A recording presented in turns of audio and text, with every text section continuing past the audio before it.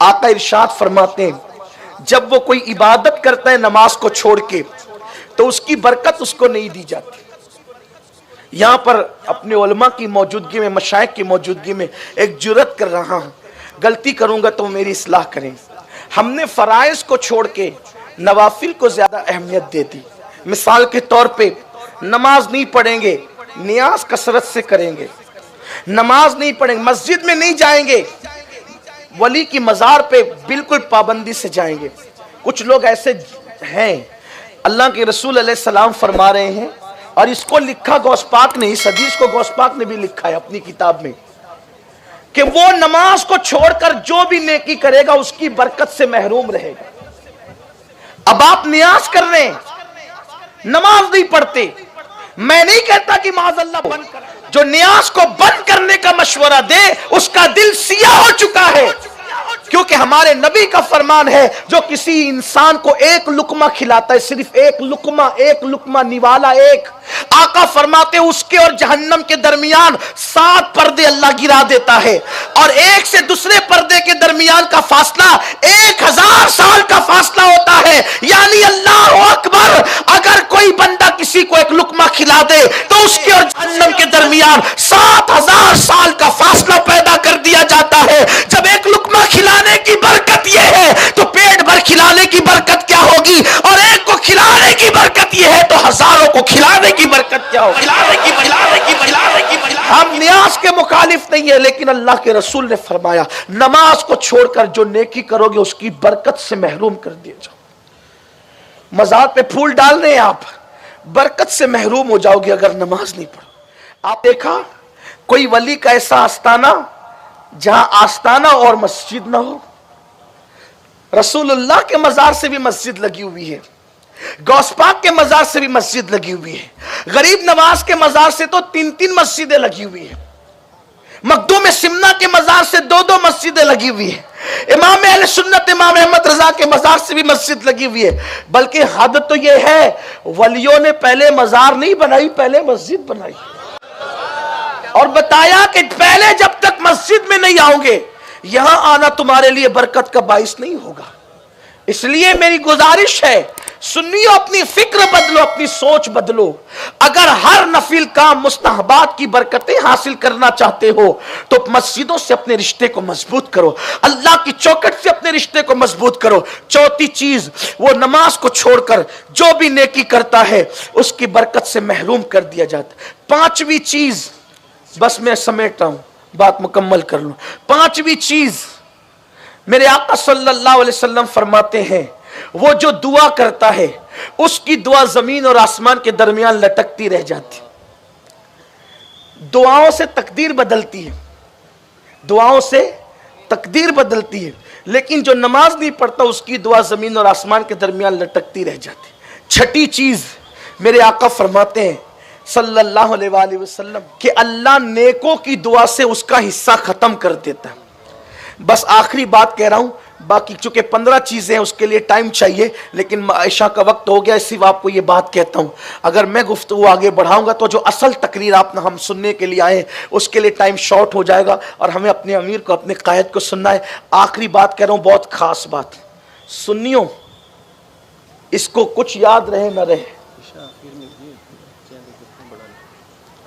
आप इसको ध्यान से, कुछ याद रहे न रहे इसको याद करें आप।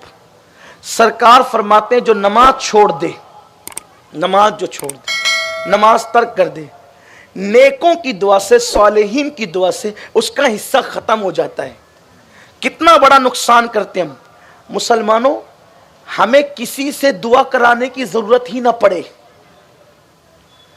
हमें किसी से दुआ कराने की जरूरत ही ना पड़े। क्यों?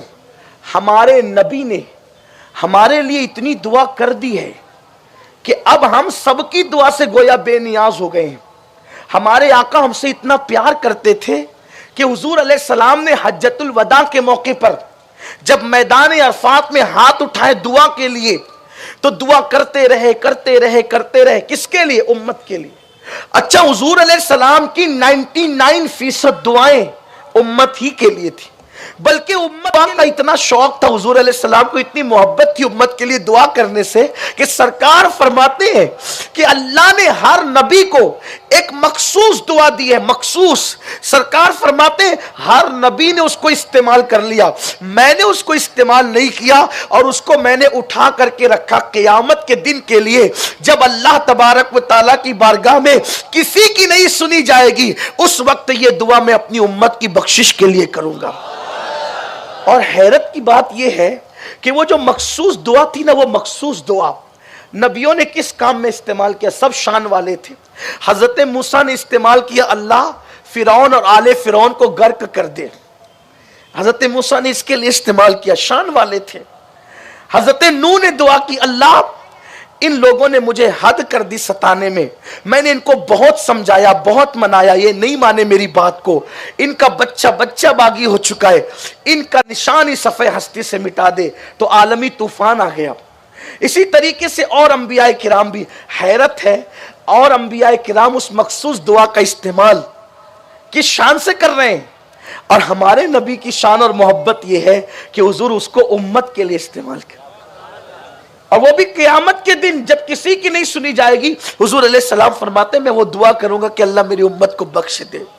तो हुजूर अपनी उम्मत के लिए दुआ करने से इतनी मोहब्बत करते हैं कि सरकार ने उम्मत ही के लिए दुआ, यार उम्मत के लिए दुआ से इतना प्यार था। साहिब मुआरिज ने लिखा है कि हजरत सैयदा फातिमातुज़ ज़हरा से हुजूर ने कहा, मेरी बेटी जब मैं अल्लाह के कुर्ब खास में पहुंचा तो अल्लाह ने 70,000 मरतबा मुझसे कहा, महबूब मांगो क्या मांगते हो? कितनी बार? 70,000 बार। मैंने 70,000 के जवाब में एक ही बात कही, मौला मेरी उम्मत को बख्श दे, मेरी उम्मत को। 70,000 के जवाब में मैंने 70,000 बार यही कहा, अल्लाह मेरी उम्मत। क्या उम्मत से प्यार है। अरफात में दुआ करते करते बतकाज़े बशरियत हाथ थक जाते हैं तो सरकार हाथ नीचे कर ले, मगर दुआ जारी रखते हैं।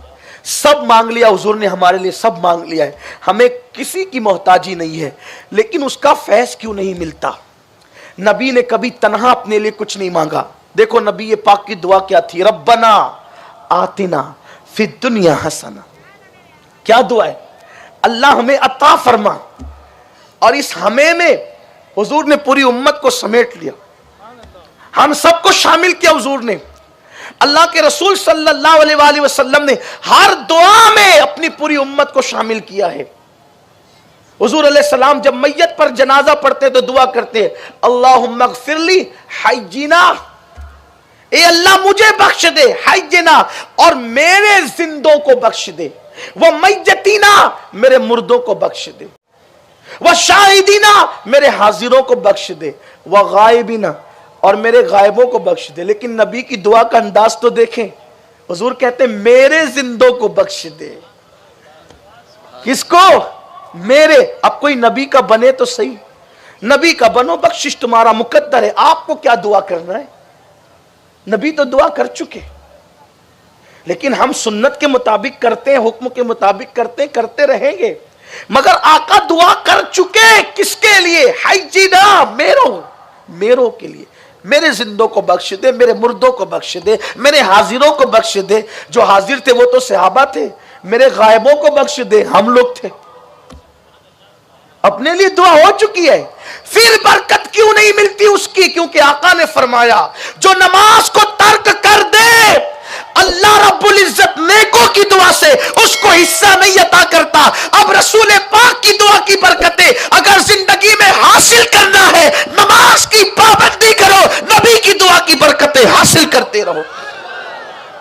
हुजूर की दुआ की बरकतें मिलती रहेगी, लेकिन कोई नमाज की तरफ आए तो सही। मेरे आका सल्लल्लाहु अलैहि वसल्लम के दीवानों, ये 6 मुसीबतें हैं जो इंसान पे दुनिया के अंदर आती है। अल्लाह की बारगाह में दुआ है कि मेरा कादिर व क़य्यूम रब सबसे पहले मुझे और आप सबको नमाजों की तौफीक